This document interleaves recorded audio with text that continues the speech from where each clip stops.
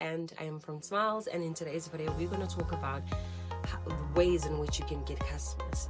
Now, before we get into it, right, there are two types of marketing. There's inbound marketing and there's outbound marketing, right? The difference is this: outbound marketing, you're the one that initiates the conversation with the customer. You're the one that calls the customer or email the customer and telling them who you are and what you're offering. Inbound marketing is you creating blog posts or videos like this one, and then customers see them, they come to you for whatever product or services you're selling. Now, the problem with inbound marketing is not that it doesn't work. It takes time. It's something that it's something that helps your business in the long run. You understand? It's like these little seeds that you plant, and then one day you're going to harvest it. That's basically how it works. Now, I feel like it's also an important strategy to focus on. But when you are new in business and you just started this business, outbound strategies is the one thing that you need to do to get customers right now. And that's most of the time what small business and startups, what they're struggling with is, how do I get customers right now? Because what happens is, like, when you're not making your sales, you feel it the most in your pocket, right? Because you have this new business, and for whatever reason you're starting it, if it's not bringing in the sales that you need, then it becomes more of a liability, right? Now, I'm going to talk to you guys about, a little bit about the different ways you can reach out to your customers, so it's all of these strategies are, they're outbound strategies that's going to help you create the sales that you need for that for a month, or however long you do this for. Maybe you tell yourself, I need 2 clients by the end of this week.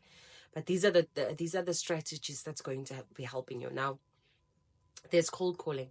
I love cold calling because it's one of those things that you do to face your fears. Literally, I know that most people they struggle with this one.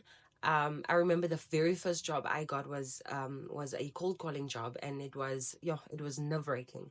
But the thing that I can also tell you is that it's very effective. Yes, you get a lot of no's, but you also do get a lot of yeses. You understand? If you know how to push through, and just keep going. Now, there's a way you can literally go into Google and you go and research companies that fall within your target audience. Get their contact details, and then maybe you tell yourself every day, I'm going to make 4 calls, and then it's up to you, basically, depending on what your target is and all of that. Now, cold calling is you need to know how to deal with objections. You need to know how to close your client. You also need to know how to have confidence. When you talk over the phone, the client needs to get the impression that this person knows exactly what they are talking about. So there's a lot of skills that you need to develop in order to do this, but it's something that you can do if you want to do it. Then there's cold emailing. Now, what I like about cold emailing is that cold emailing, first of all, you don't have to be talking to the client, right? You are literally crafting a message and you're sending it to the client. A good idea here is to use cold emailing and cold calling, use them together. So what I would do is I would send a cold email out, and then maybe after 2 follow-ups, I would then call the client if they haven't responded. And then I would, pitch to them again, obviously in a different way.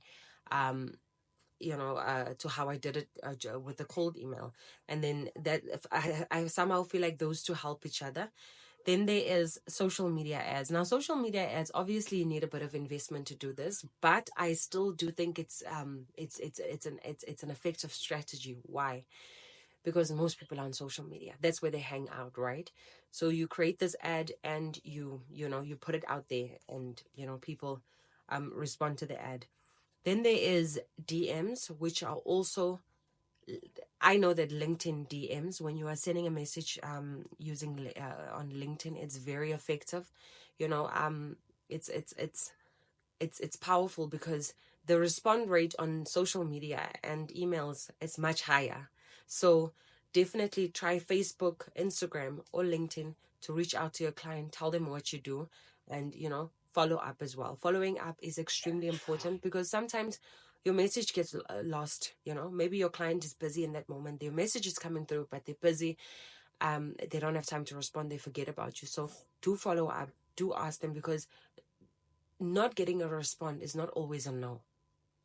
Then there is Loom. I love Loom. It's such a creative way to reach out to your customers. You create a video which is very personal. They get to see you, they know you, and it's more of a connection point for the client.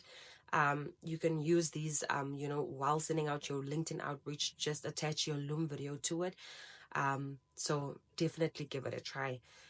You understand? It's a way to just personalize the message that you're sending out to your clients. Now, what I would do, a cool tip here for you guys is that maybe what you can tell yourself is from 8 to 12, you are calling. That's all you're doing, or reaching out from 8 to 12. Then from there on, you do other parts, other different activities that's going to be moving your business forward.